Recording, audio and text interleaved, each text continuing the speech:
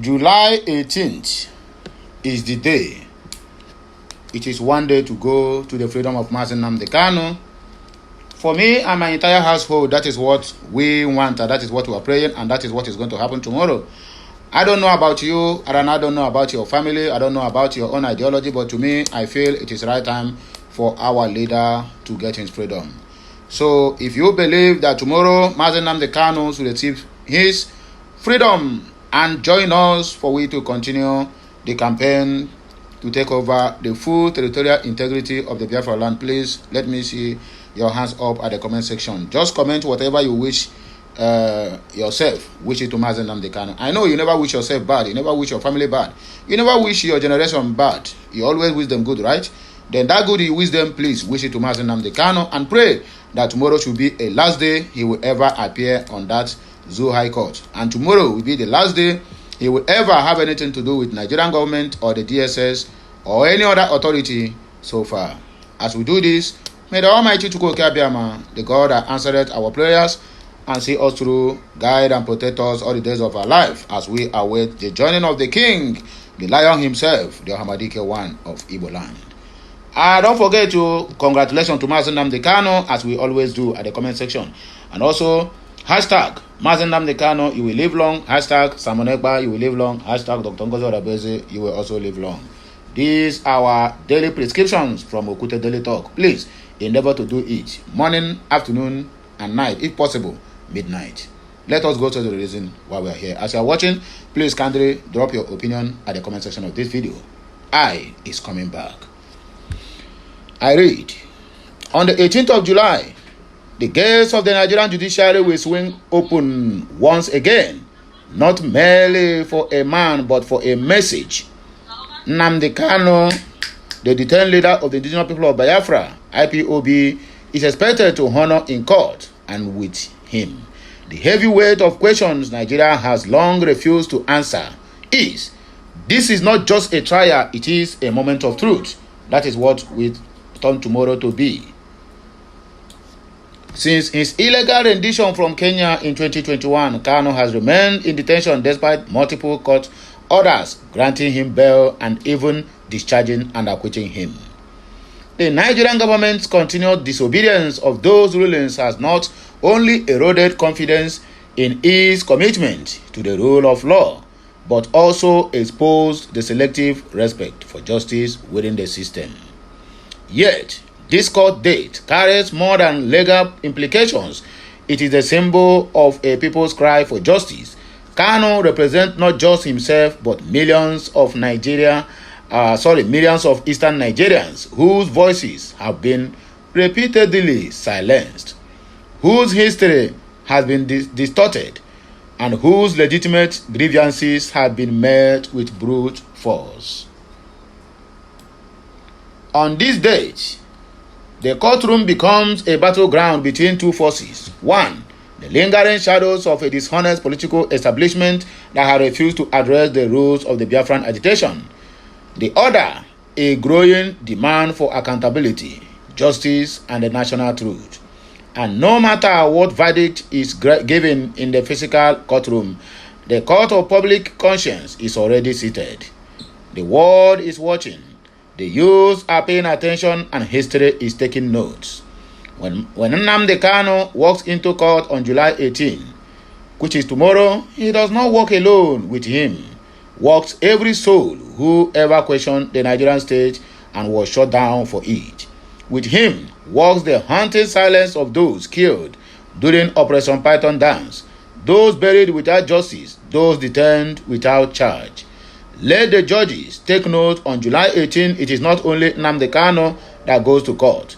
Truth goes to court as well. And truth, tough delayed, cannot be denied forever. This message is from the Family Writers Press International. Another article we have here to read this morning is Nigeria is a horrible country with a horrible set of leaders. That is another topic. I read, the truth that was buried since 2017 has been exhumed. President Muhammadu Buhari died in February 2017, while letting still he still have like 6 years more to rule Nigeria. The truth about his death, which was actually hidden from the public by his group of political power grabbers called the presidency, has actually surfaced.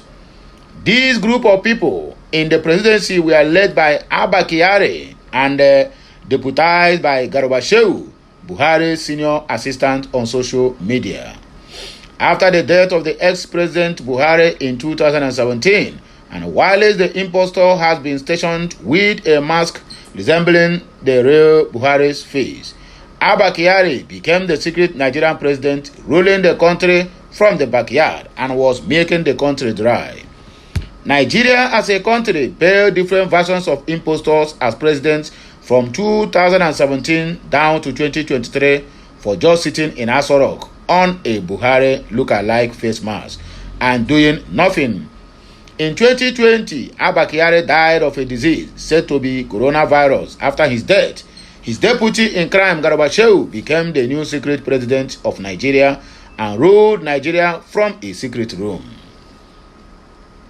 Abba Kyari and Garba Shehu has been the only unelected president that has secretly ruled Nigeria from the backyard and was unnoticed by majority of ignorant Nigerians. If you check from March of 2018, it was Abba Kyari and Garba Shehu that were making all public announcements for Nigeria on behalf of the late President Muhammadu Buhari. After the death of Muhammadu Buhari in 2017, these two men mentioned herein above embezzled a whole lot of money and lied to the Nigerians that snake swallowed some and monkey ran away with the others. They embezzled money from the treasury account of Nigeria and set the apartment on fire to destroy every traces of the money they embezzled. Stealing money was the reason they hid Buhari's death from the public and returned Buhari's power to themselves. We are moving forward, my people. Just clean your ear so that you hear everything line by line. Okay, these men in the then President Buhari's presidency are the real criminals in this country. They embezzled a lot of money in the name of the late president, and now they are telling you that Buhari is dead so that they won't stand trial if another president dethrones Tinubu in 2027. They are the criminals EFCC should be arresting. But how would EFCC arrest them when they all connived and embezzled the money that was placed Nigeria on an unpayable debt? Thieves does not go after their colleagues. So we understand why EFCC had not gone after anyone in the then presidency of the late Buhari, who died in 2017. Garba Shehu has told many lies to Nigerians. This recent Buhari's death story they broke is because the contract they signed with the impostor has expired, and so to enable him go back to his country and be with his family, he left without visiting for a very long time. Buhari is dead, but he did not die in 2025. He died in February of 2017 in a London hospital, and many world dignitaries sent in their condolence message to Nigeria at that time in 2017. Buhari did not resurrect after his death and burial in 2017 to have died again in 2025. Now that they are claiming that he is dead, will they bring his body to Nigeria in the daytime and allow Nigerians to touch and feel him? It is very shameful to Nigerians that they don't know how their politicians are disgracing them abroad. Somebody abroad is currently molding a sculpture for them with a Buhari look-alike face mask. After that, they will fly it to Nigeria and rush to the cemetery for burial. Nigeria is a horrible country with a horrible set of people, or rather a horrible leaders, who knows nothing other than swindle and swindle and swindle. I am not interested in legacy. I want to be remembered as fierce lover. Chimamanda laments. Award-winning Nigerian author Chimamanda Ngozi Adichie has revealed what she wants her legacy to be. The renowned novelist said she wants to be remembered as a person who loved fiercely. She, however, noted that she is not particularly interested in legacy because When she is gone, she wouldn't know what will be happening in the world she left behind. According to her, men are more concerned about legacy than women. I think it is actually men who spend more time, or rather their time, thinking about legacy. I don't. I am thinking about the next book I want to write, she said in an interview with DW News.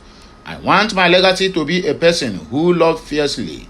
That is all I want my legacy to be.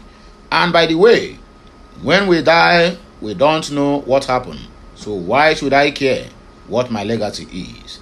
I don't know where I would be. I might not know. But more personally, I want to be remembered as a person who loved the people she loved and the places she loved very fiercely. So my good people, now here we go take a break here. We are coming back again. Let us just go inside and cook something more palatable. When I go hear our voice again, when we come back, just like, share, comment, and keep subscribing for more interesting videos. I love you all. Don't forget, Okulora is here to serve you.